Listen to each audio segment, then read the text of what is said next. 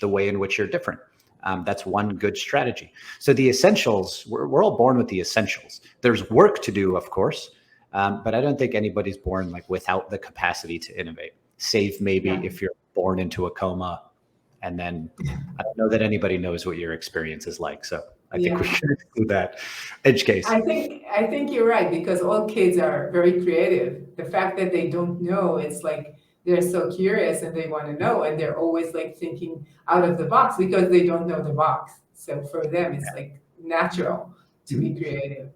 And I think that's Picasso's famous quote, right? We're all born artists. The problem's to remain as an artist as we get older. Something like that. I don't know if I have that. Yeah, it makes sense. And the you know, when going to school and going like through the path of life, what's meant for us, we're being more, I would say, going with the rules or going with the status quo, and then being less creative, less being individual, less thinking for ourselves, thinking differently, I guess.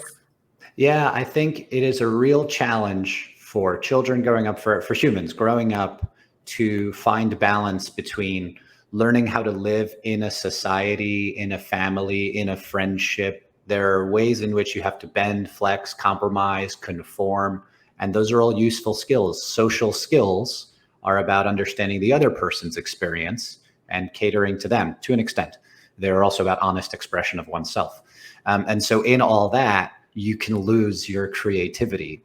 And so it's a fun balance to grow up and try to do. It's also fun if you don't balance it and you lose your creativity and someone told you sing like a chimpanzee and you took it seriously and you stopped singing forever. And then when you're 19 and you're in a crazy relationship and the person tells you, actually, you have a beautiful voice, and the whole thing comes back for you and your creativity reawakens. Some people have that story. It's a beautiful story to find your creativity again. Yeah, I think that the question is, do we stick to what is important for us? And if creativity and even creation in like creating new things is so important for you, and you want to be curious and to think about what could be, I think you stay a bit more creative than, okay, like we know what's gonna be, we know what is needed, we know what is demanded from us, we know what is expected from us, and then we go to be more and more narrow, actually. Mm-hmm. And you see it like in the way that we teach our kids. I have 4 kids, and I think about it a lot. What do they need in order to really succeed in life? And always when I talk to people on my show, they always say, like, being curious, be creative. But when they go to school, it's like the opposite. You shouldn't be curious. You should not be creative. You should do what you're told to learn, you're told to produce. That's it.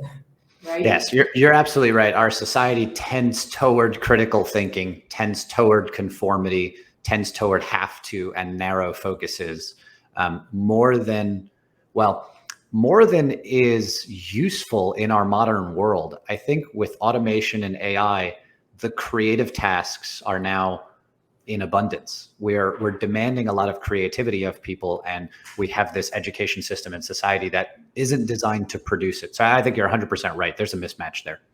Yeah, I think that most people, when they think about what is a good profession, they would go with something very strict, right? Like being a coder and going to be in high tech, which is, it could be creative. It's not saying that you couldn't be creative as a coder, but it's like very specific and it's very definitive, right? It's 0 and 1, and if you make a mistake, you should find it. But that's not a good thing, right?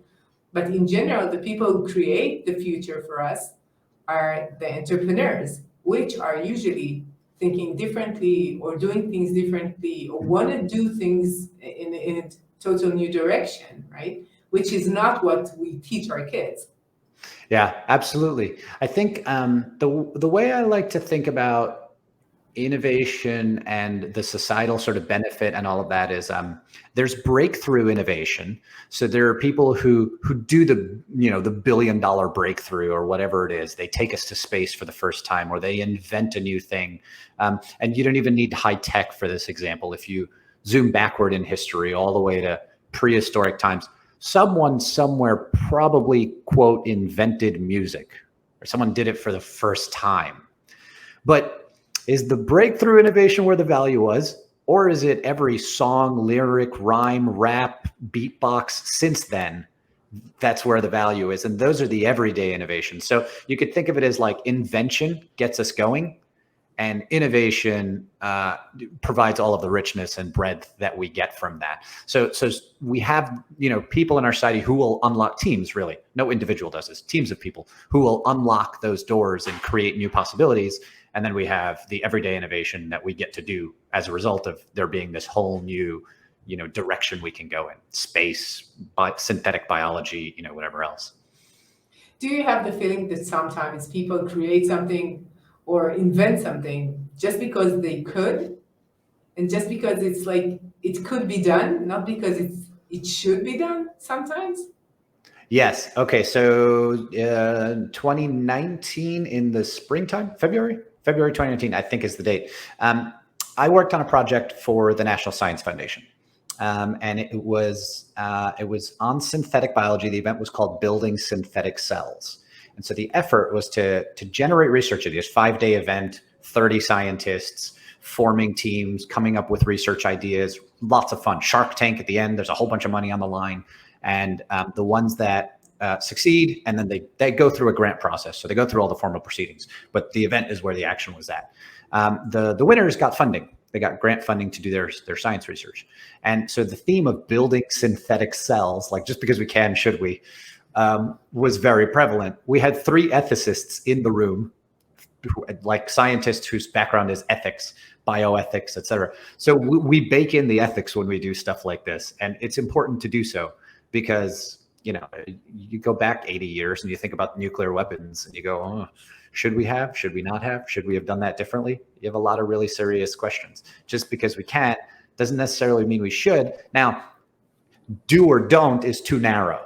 You have to think about all of the different ways in which you can do something. There's gonna be 1 or 2 or 3 or more ethical ways to pursue something. It's not necessarily about do or don't. That's rather limiting when we look at things as black or white.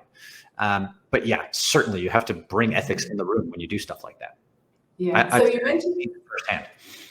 Yeah, I totally agree. Sometimes I feel that people are so enthusiastic about the